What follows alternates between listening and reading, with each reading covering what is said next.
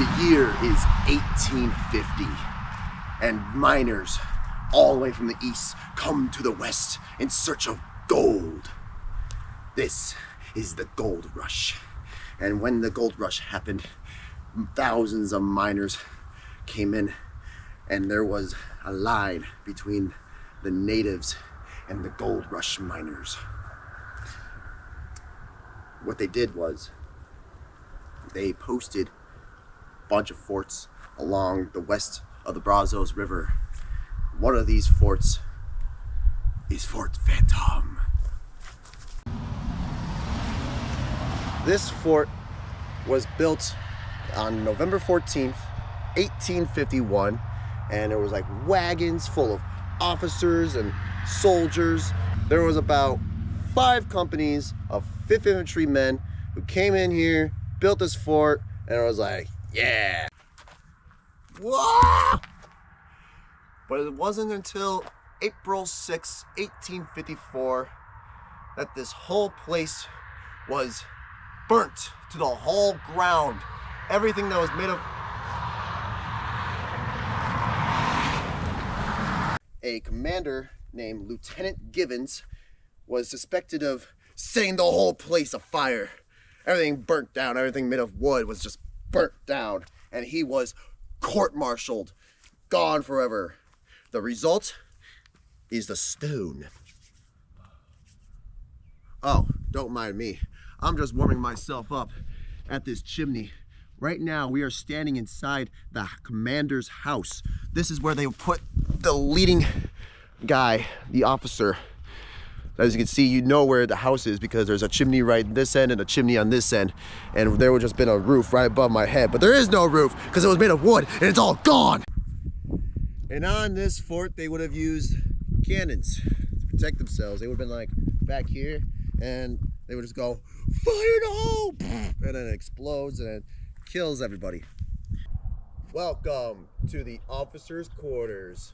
These would be where all the nice, fancy rooms that the officers get to stay at with all these chimneys everywhere. This officer quarter seems to have little steps that lead into the basement. As you can see, maybe you stored like wine and stuff, I don't know, or ammo, I don't freaking know. But there's a chimney right there. Let's get out of his basement. Respect his basement. So there was a couple of Native American tribes that came around here out of curiosity, like the Apache, the Comanche, the Kickapoo, the Wichita, and they came around here, did some trading. I don't know if there was any hostilities between these guys or not, but there were 2 employed Indians from Delaware named Jim Shaw and Black Beaver who were used as interpreters and guides for the fort. It is said that here at the bakery, at this oven, they would have produced around 300 loaves of bread per day. Welcome to the commissary. This is where they would store all their 300 loaves a day, all their food, maybe even ammo, I don't know. But they would have had a 2-story building, but the 2nd story burnt away. And now all you have are these 100-year-old wooden beams everywhere. I mean, it's kind of insane to know that these beams are super, super old and they're still in their same place to this very day. These are the only things that didn't burn down. Pretty bizarre.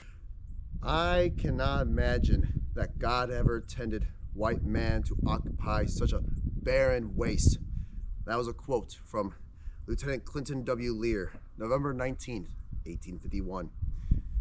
And that guy was right, because in this time period, it was a wild west. Everyone was dying left and right. People were dying from sicknesses and diseases and all kinds of stuff. So what do? You built yourself a medical bay. This right here, this chimney and this whole stone area is where the medical bay would have been to keep all the sickful people.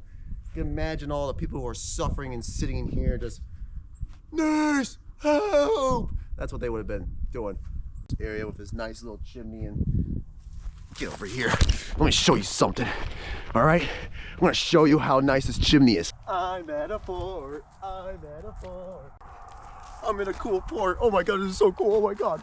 Of being at this fort. That to this very... When I die, this fort will still be here. And it'll be here for another 169 more years. But what I say to you is, when life gives you lemons, make lemonade. I'm Chase Sakura. Later!